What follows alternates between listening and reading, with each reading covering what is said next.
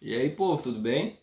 A dica de hoje é E Não Sobrou Nenhum, da sensacional Agatha Christie. Esse aqui, sem dúvida, até hoje é um dos melhores livros que eu li esse ano.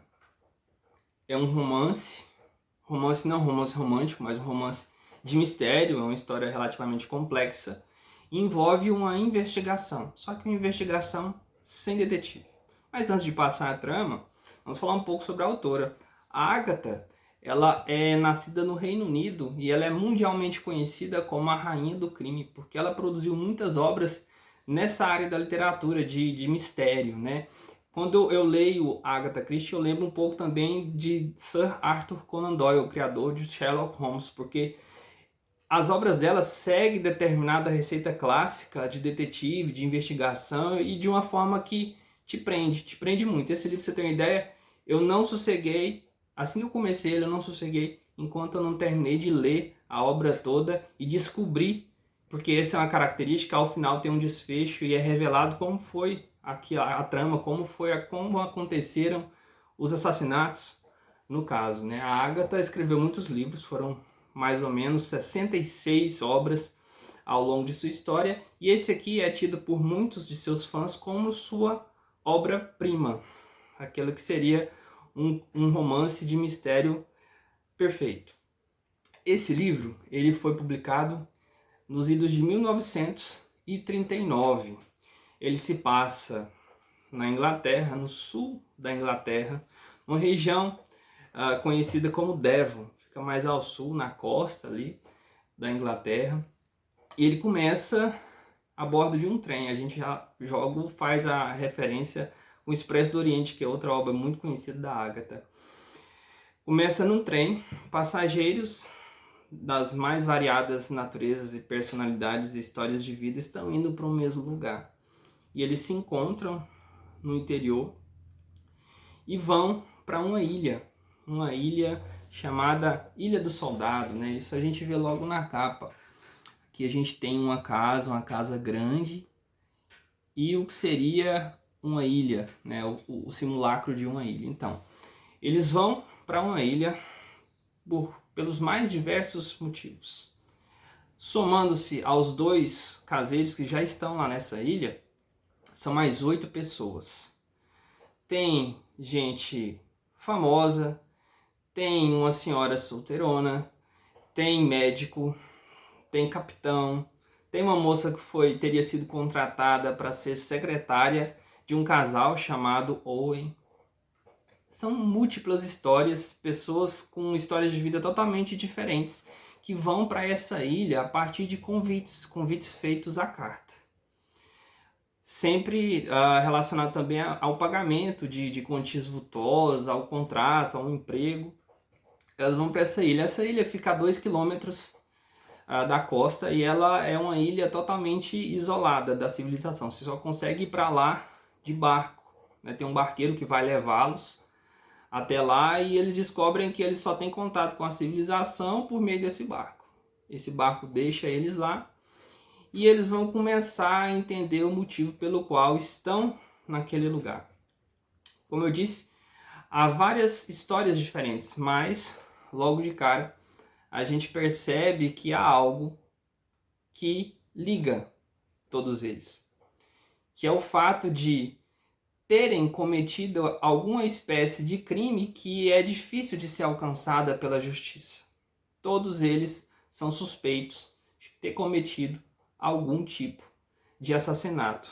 Quer seja um médico ao fazer uma cirurgia de maneira negligente, quer seja a induzir uma funcionária a suicidar-se, quer seja negligenciar o cuidado com a criança, fazendo com que ela se afogue no mar.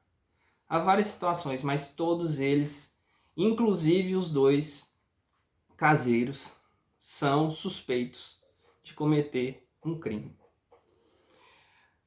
O título chama-se E Não Sobrou Nenhum. Aqui a gente já começa a imaginar o que pode ter acontecido nessa ilha.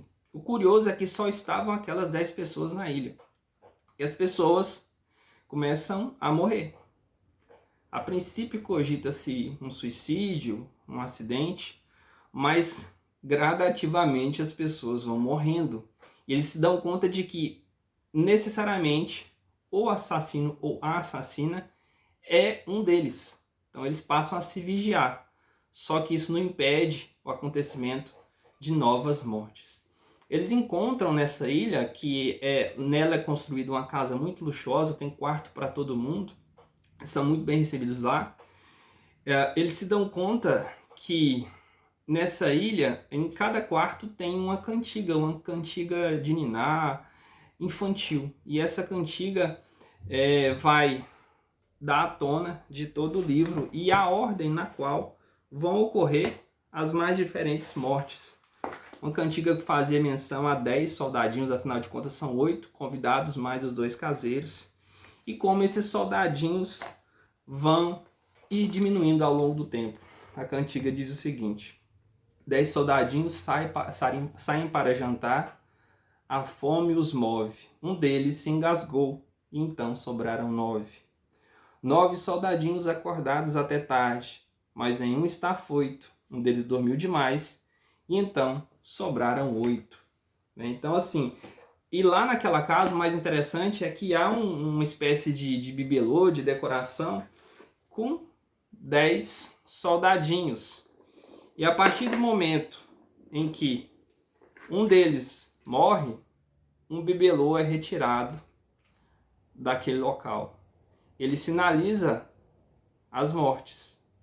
E elas vão acontecendo gradativamente. A gente vai conhecendo a história de cada um daqueles 10 personagens e a história que envolve a suspeita a qual é atribuída a eles de morte de alguém.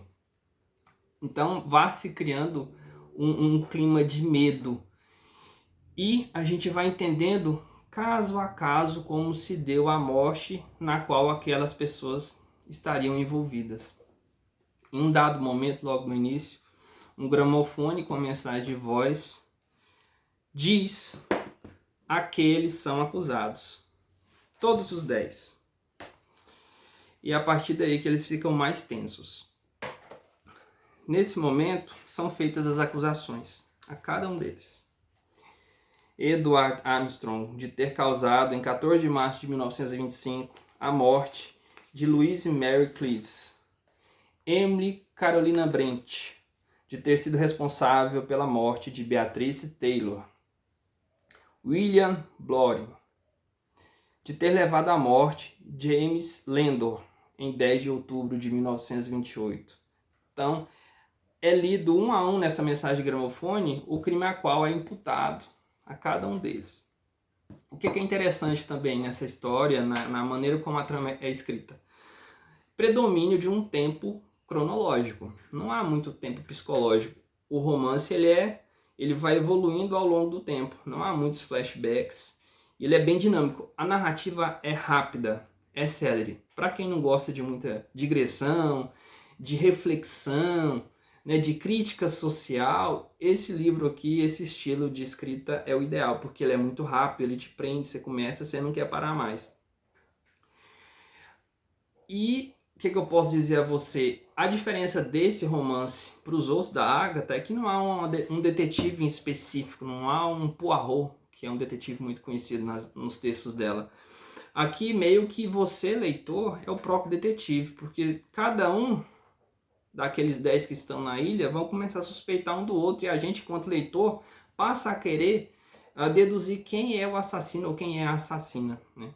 E como todo bom livro clássico de mistério, ao final é revelado quem é ou a assassina de uma forma diferente, por meio de uma carta que é enviada. E eu duvido que alguém tenha conseguido ler o livro na primeira vez e já descobrir quem é o assassino. Esse é um grande barato, a gente tentar também, a partir das pistas que nos são dadas, descobrir quem que seria o ou a culpada.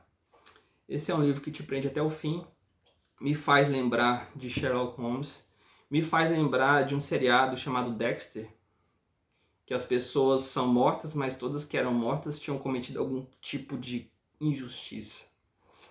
Então, essa foi uma das melhores leituras, como eu disse, do ano até agora. Então, sugiro muito a você que leia Não Sobrou Nenhum, de Agatha Christie.